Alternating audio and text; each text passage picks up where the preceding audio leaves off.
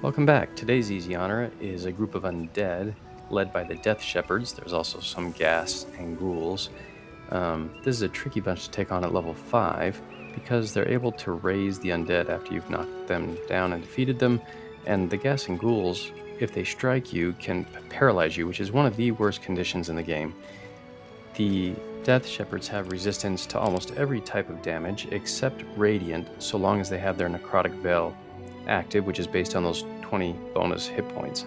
Once we get rid of those 20 temporary hit points, most of their resistances will fall away. Now, they'll still be resistant to standard weapon damage, physical weapon damage of bludgeoning, piercing, and slashing. As I've been watching these Death Shepherds march back and forth, I noticed that every other time they come around, their paths come close together. They are all grouped closely together, if I time this right. And their backs are turned for a brief moment. So if we're really careful, we can splash everybody with water, take away their temporary hit points using Radiant Smite, Guiding Bolt, things like that, and then use Glyph of Warding Lightning to do double the damage and just take everyone out in one round of combat. So that's the goal here today.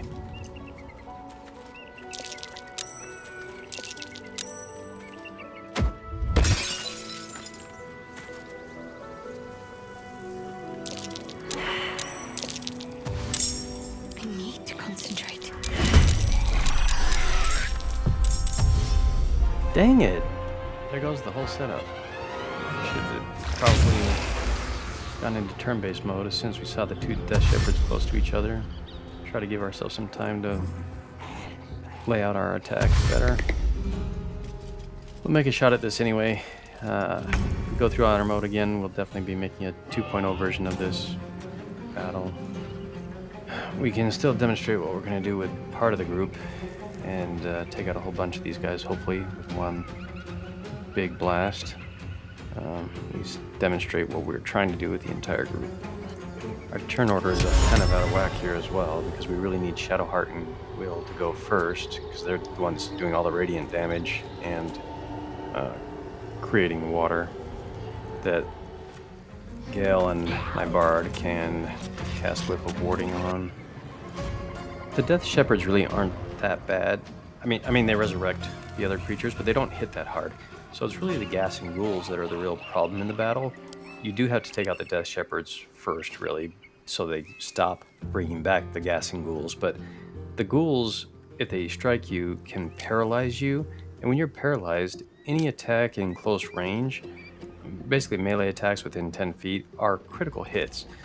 And you're going to go down quickly. And then on top of that, they can devour you, so you don't even get death saving throws. They just end you.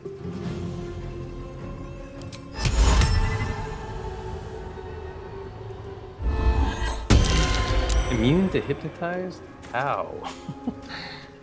I was hoping to freeze the people up close to my companions and give the undead near the back time to catch up so they group together again. This is the exact opposite of what I wanted. So we've given our bard the Amulet of Sylvanas that we picked up in the Druid Grove, which has lesser restoration, and this gives us the ability to end paralysis on an ally if we need to.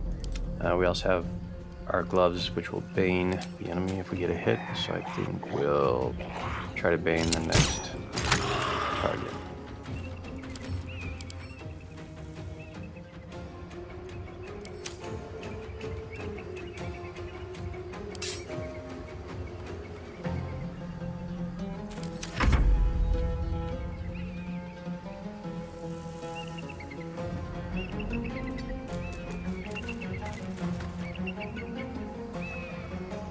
Shovel has the ability to scare targets, which creates fear so they don't move. And since we've baned the Death Shepherd, who's supposed to go next, if we cause fear, he won't be able to move at all. And maybe we'll get lucky and the rest of our players will be able to go before we get hurt.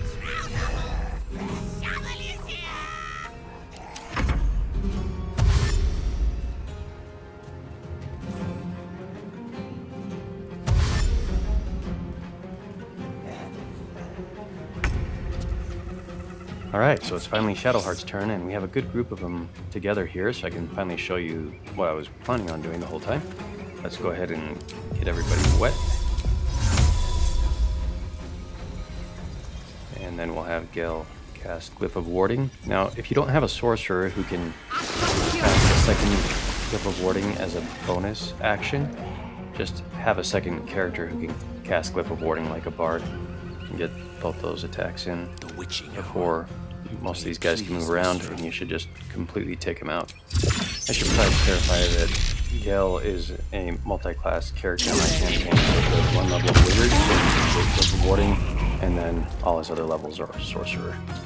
A Cleric can cast Glyph of Warding as well.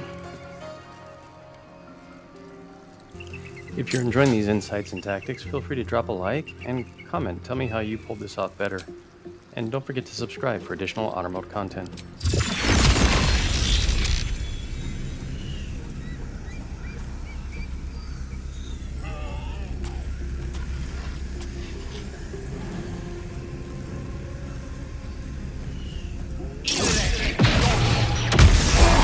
So we get to like 66 points of damage here and gain 275 experience points. Looks like we're ready to level up to level 6. So I pulled up Shadowheart here so you can see that we have the Sparks Wall ring, which we picked up from the Underdark and the Arcane Tower. This allows her to walk across electrified water without any problem, really. She's resistant to lightning damage and cannot be electrified. And she also has special armor that gives her Radiant Orb when she does radiant damage, which is going to come in handy here with the Death Shepherd as well. What I'm really curious about is if the Death Shepherds resurrect the undead and I kill them again, do I get more XP? Because then I could kind of farm XP here. We can clearly see now that we've gotten rid of those temporary hit points, he's no longer resistant to most things. Still immune to poison, but vulnerable to lightning and cold damage since he's wet.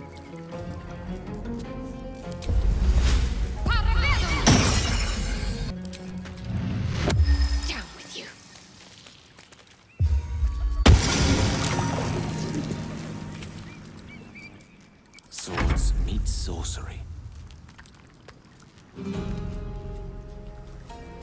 Battle favors the fearless.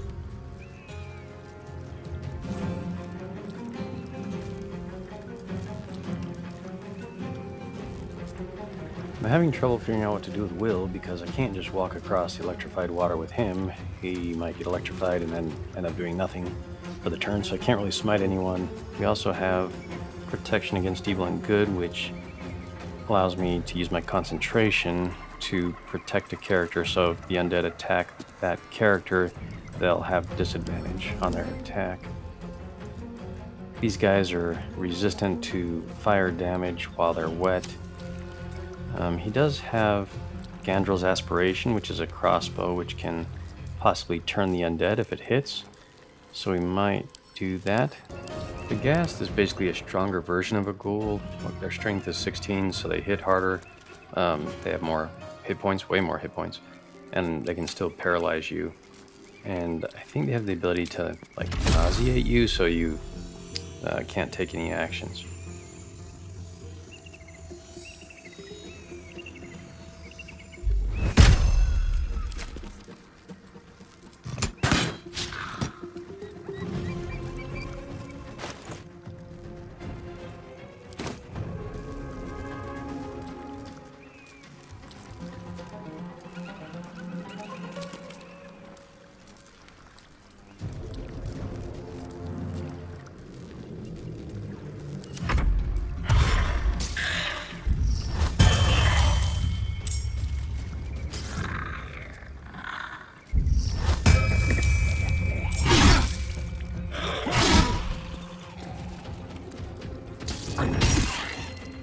The best way to ensure you aren't getting paralyzed by these Ghast and ghouls is to have a high AC, which means you don't get hit in the first place, of course.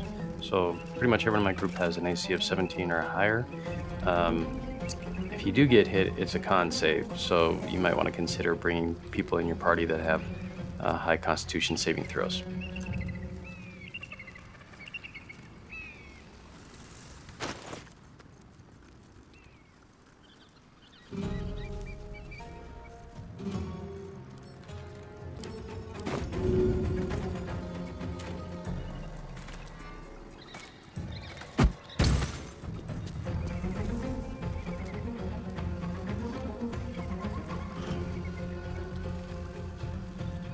I speak, they burn.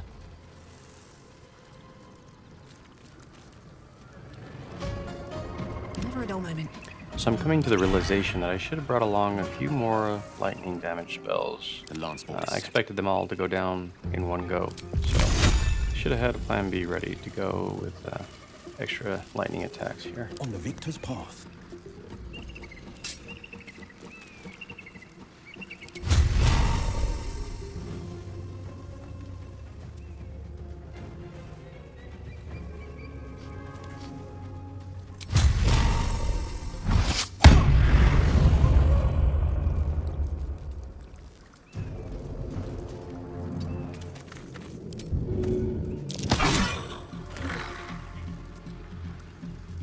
Nothing important is ever easy.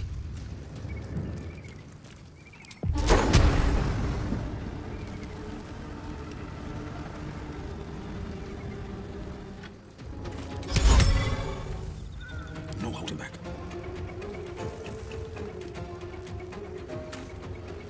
On the victor's path. This is my time.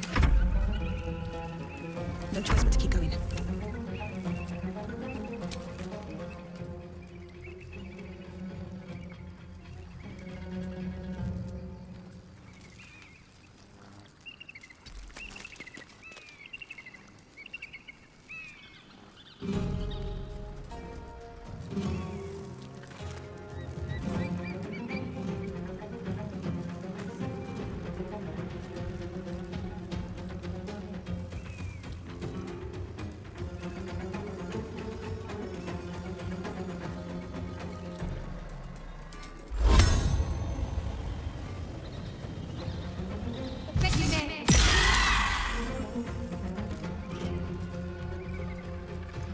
What I seem to have completely overlooked here is the Sacred Defiance aura that the Ghast has, which gives the Ghast and nearby allies advantage against turning the undead.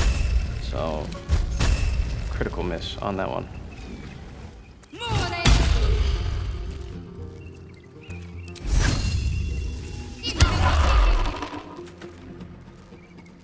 Time to push my luck again.